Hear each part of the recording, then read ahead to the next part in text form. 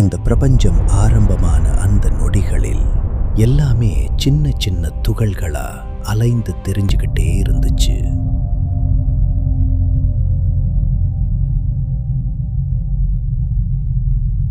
Light blue கலர்ல இருக்கும் அப் Quark, orange கலர்ல இருக்கும் டவுன் குவார்க். இவங்க இருவரும் தனித்தனியா சுத்திக்கிட்டே இருந்தாங்க. ஆனா ஒரு விஷயம் தெரிஞ்சுக்கோ, இந்த குவார்க் அப்படின்னா தனியா நீண்ட நேரம் இருக்க முடியாது. ஏன்னா அவங்கள இழுக்கிற ஒரு மிக வலுவான சக்தி இருக்கு. அந்த சக்தி வந்தவுடனே அலைந்து திரிந்த குவார்கள் மெதுவா ஒரே இடத்துக்கு இழுக்கப்பட ஆரம்பிச்சது.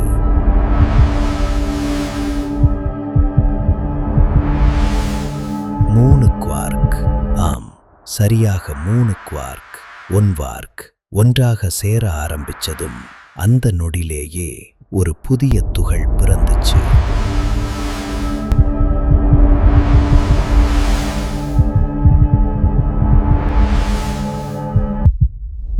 ரெண்டு அப் குவார்க் ஒரு டவுன் குவார்க் சேரும்போது அதுதான் புரோட்டான்.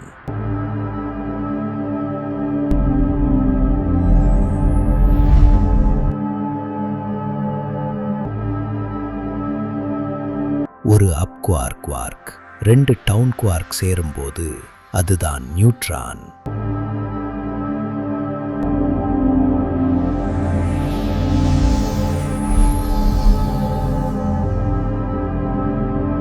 இது சும்மா சேர்றதில்லப்பா, இதுக்குள்ள ஒரு ரகசியம் இருக்கு.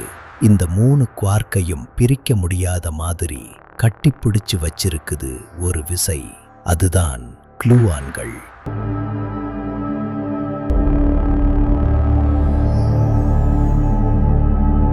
நீங்க இத சிமெண்ட் மாதிரி நினைக்கலாம், ஆனா இது உயிரில்லாத சிமெண்ட் இல்ல. இது ஓடிக்கிட்டு இருக்கும் சக்தி, எப்போதும் வேலை பண்ணிக்கிட்டே இருக்கும் ஒரு எனர்ஜி பிணைப்பு. அதனால்தான் இந்த குவார்க்களை யாராலும் எளிதா பிரிக்க முடியாது.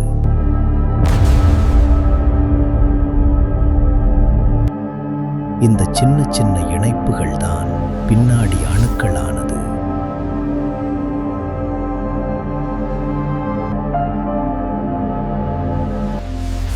அணுக்கள் சேர்ந்தது நட்சத்திரங்களா ஆனது.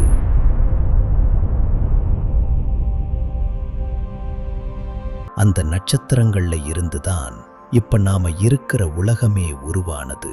அதாவது நீயும் நானும், இந்த பிரபஞ்சமே அந்த 3 குவார்க் இணைந்த அந்த நொடியிலிருந்தே ஆரம்பம்.